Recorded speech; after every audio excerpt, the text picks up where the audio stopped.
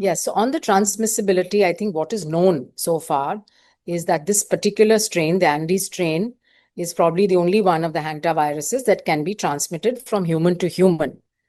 This, in the past and also in this current outbreak, has been only through prolonged close personal contact.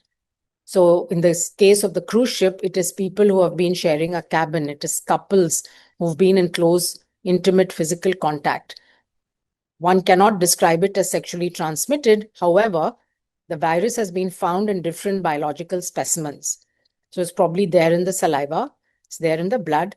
Maybe it is also there in the semen. There's also a good chance that it is aerosolized because the Andes virus causes a respiratory infection and pneumonia. And so anytime you have a respiratory virus, it does come out in the particles when we speak or when we cough or even when we are just breathing. And the smaller particles can become airborne and can get aerosolized. Now, the important thing to remember is that the difference between this and the other respiratory airborne viruses that we know, like measles, like SARS Cov-2, influenza, etc., is that this one is much less transmissible.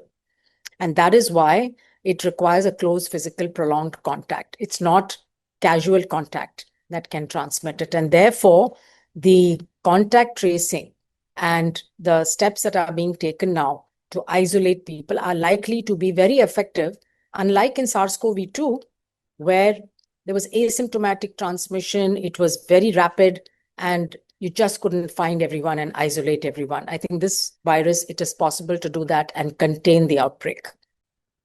So the incubation period of this virus is quite long, and this is why it took almost a month for the first person on the ship to get sick. The ship sails, I think on the 2nd or 3rd of April, and the first lady got sick at the end of April.